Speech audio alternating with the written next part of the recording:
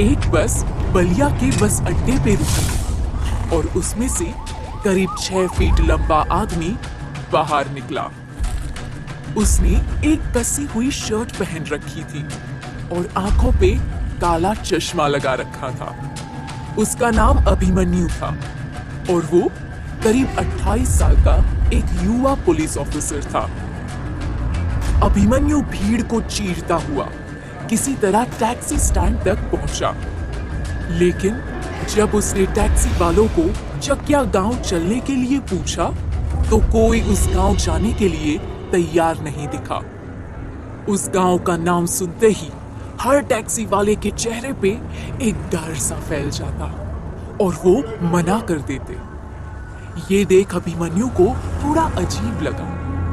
काफी मशक्कत के बाद अभिमन्यु को एक मजबूर टैक्सी वाला मिला जो बलिया से चकिया जाने के लिए राजी हुआ, लेकिन 2 गुने किराए की शर्त पर। गाड़ी धीमे धीमे चकिया गांव की तरफ बढ़ती रही और देखते देखते मील के पत्थर भी कहने लगे कि चकिया गांव में आपका स्वागत है। अक्सर लोगों को अपने गंतव्य पे पहुंच के बड़ी खुशी होती है, मगर गाड़ी के ड्राइवर को देखकर बिल्कुल विपरीत प्रतीत हो रहा था, मानो उसे कुछ बहुत बुरा होने का अंदेशा हो रहा हो।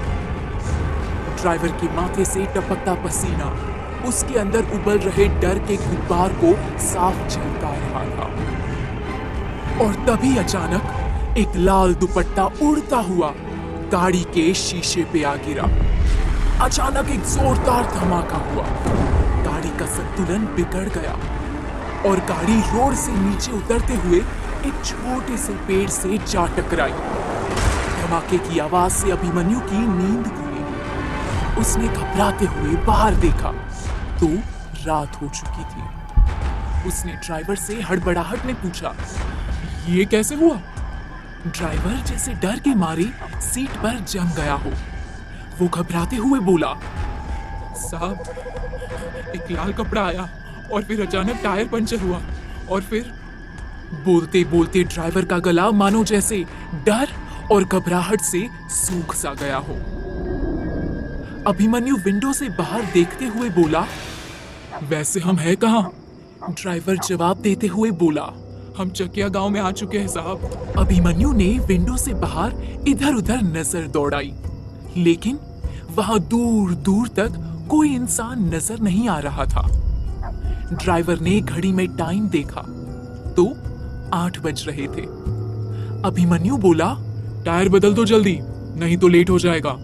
ड्राइवर थोड़ा दबी आवाज में बोला, साहब वो गाड़ी में स्पेयर टायर नहीं है। ये सुन अभिमन्यु गुस्से में चिल्लाते हुए बोला, दैट्स नॉट माई प्रॉब्लम, जो भी करना है करो, मुझे अगले 15 मिनट में यहाँ से निकलना है बस। ड्राइवर घबराकर बोला, साहब इस टाइम पर मैं किसी को ढूंढने नहीं जाऊंगा। अभिमन्यु उस पे चिल्लाते हुए बोला, क्यों?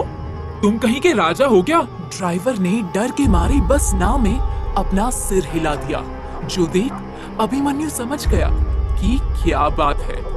उसे ताना मारते हुए अभिमन्यु बोला, लगता है तुमने भी इस बकवास कहानी पे भरोसा कर लिया है कि यहाँ 9 बजे के बाद बाहर निकलना खतरनाक है।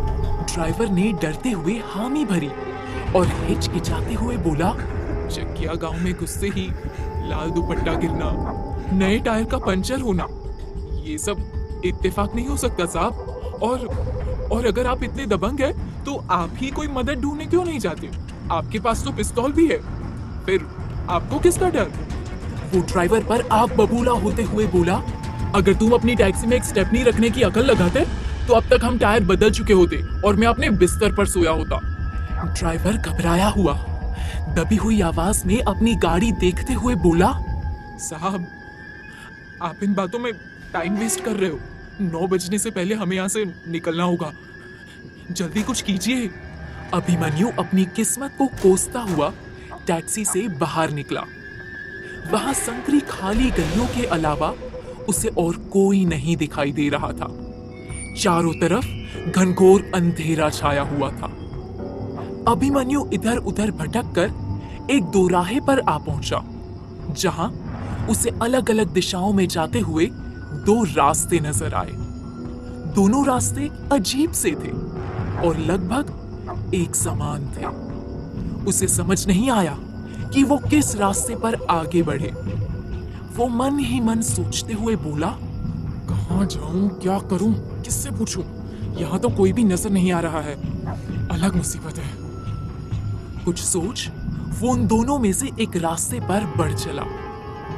ये वही रास्ता था जिस पर वो खौफनाक बूढ़ा बरगद का पेड़ था। अभिमन्यु किस खतरे की तरफ बढ़ रहा था, इसका उसे जरा सा भी अंदाजा नहीं था। अभिमन्यु उस रास्ते पर चलते हुए उसी खौफनाक दिखने वाले बूढ़े बरगद के पेड़ के पास पहुंचा, जिसका खौफ पूरे गांव में फैला था। उसने भी हैरानी से उस विशालकाय पेड़ को देखा, जिसकी जड़ों के आसपास बहुत सारे लाल धागे बिखरे हुए पड़े थे। उसे ये सब देख के बड़ा अजीब सा महसूस हुआ। ये इतने सारे लाल धागे क्यों पड़े हैं यहाँ? उसने मन में ही सवाल किया और फिर उस पेड़ को गौर से देखने लगा। वो पेड़ अजीब सा, डरावना और काली रात में किसी भयानक साए जैसा लग रहा था। पेड़ की छटाएं जमीन तक फैली हुई थी और उन्हें देख ऐसा लग रहा था जैसे किसी के काले लंबे बाल बिखरे हुए हों। अभिमन्यु बड़े ध्यान से उस पेड़ को देखते हुए उसके इर्द गिर्द घूमने लगा। तभी उसे एहसास हुआ कि उसके पीछे कोई है, लेकिन जैसे ही वो पीछे मुड़ा वहां कोई नहीं था। अभी अभिमन्यु को दूर से आती एक औरत की आवाज सुनाई दी। एक बहुत ही धीमी आवाज, जैसे कोई धीमे स्वर में मंत्रों का जाप कर रहा हो।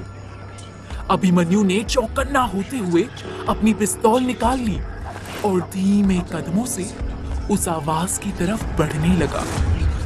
वो जैसे जैसे आवाज की तरफ बढ़ रहा था, वो आवाज और भी बुलंद होती जा रही थी। अभिमन्यु को कुछ समझ नहीं आ रहा था। वो सतर्कता के साथ आगे बढ़ रहा था। जैसे ही अभिमन्यु उस आवाज के एकदम करीब पहुंचा, उसे सामने एक औरत बैठी हुई दिखी।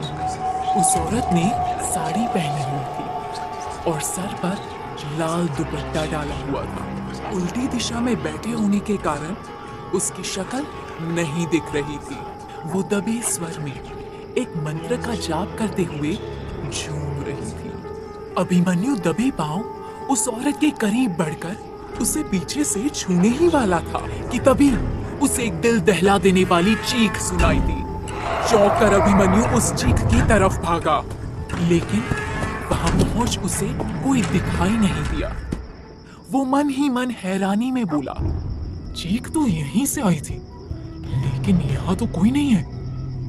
ये सब हो क्या रहा है? इसके बाद वो वापस उस औरत की तरफ भागा जो बैठी मंत्रों का जाप कर रही थी।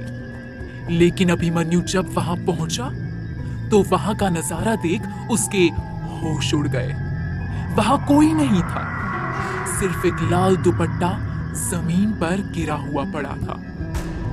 अभिमन्यु के मन में कई सवाल उठने लगे। कौन थी वो औरत? ऐसे अचानक कहां गायब हो गई? वो ऐसी सुनसान जगह क्या कर रही थी? और फिर वो चीख किसकी थी? ये जानने के लिए कहानी का अगला भाग जरूर देखें और हमारे चैनल को सब्सक्राइब करें, वीडियो को लाइक कर दीजिए।